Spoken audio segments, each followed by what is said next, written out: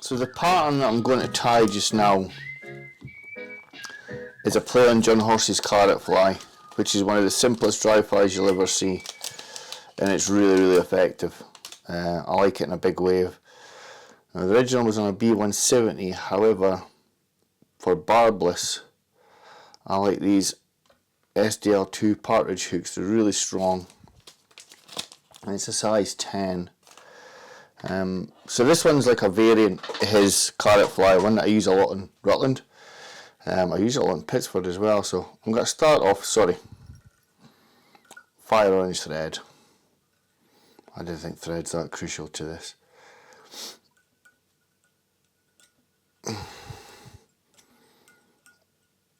So my little addition is this fish scale Krystal flash, and I get a little bit in the tail, and then I save the rest, and I get a little bit behind the hackle. So I've just got 2 strands there, folding it over,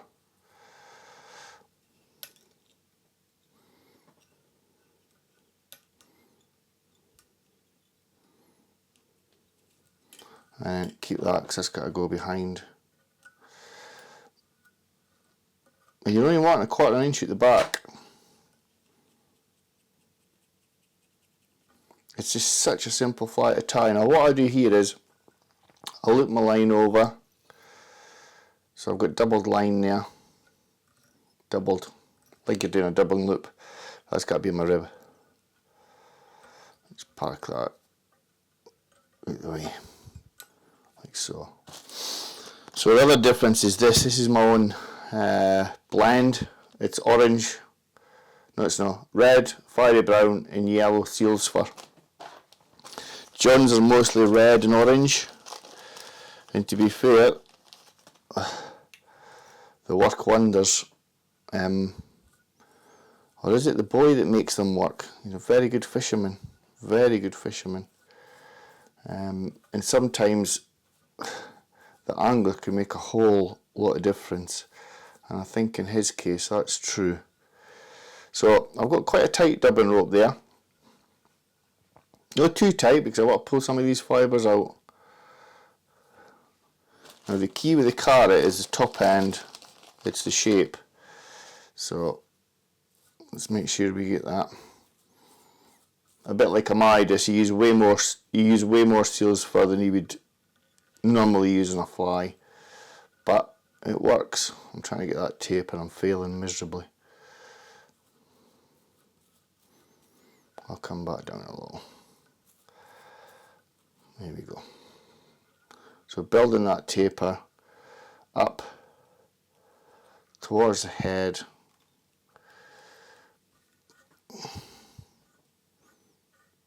Do it right.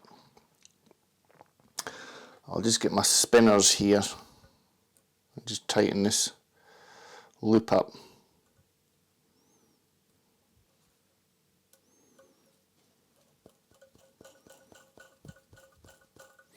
And pull him up. The thing with the uni threads is, sorry for the clattering racket, they're luminous. No luminous, what's the word I'm looking for? UV. And if you stick a light on that,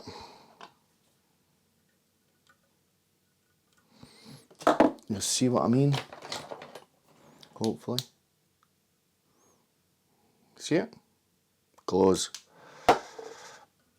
I've come a bit too high up the head here, so I'll come down a little bit. Now a little couple of strands of Krystal flash behind the hackle.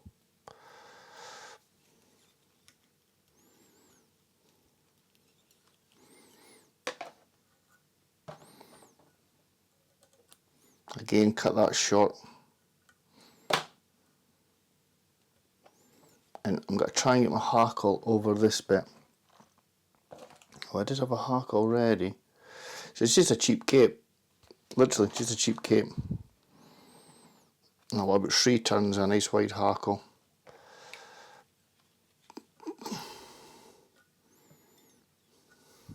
Let's stick a little finish in there.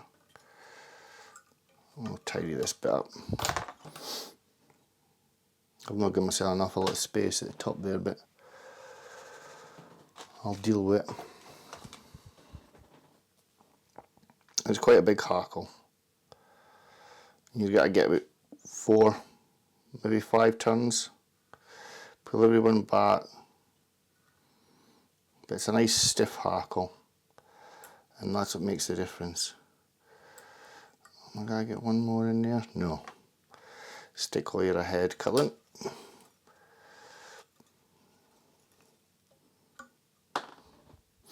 And then just tidy them up. People forget, and I've spoke to John about this. He used to do some articles when we had the magazine. The fly's a big fly. It's like the Midas as well, big fly. Just come in, finish him off. You can have the hackle more at an angle, and you can trim it as well.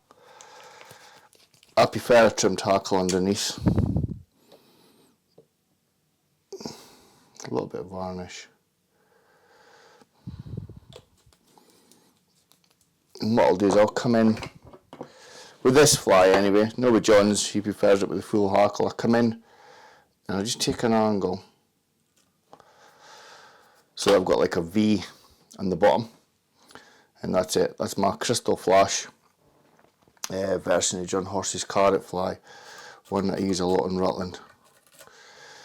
Doesn't need much treating this stuff because the amount of seals fur that's in it, but a great fly and one that will bring the fish up in pretty much all conditions. I really hope you enjoyed that. If you did, please be kind enough to subscribe. Take care, folks. Bye bye.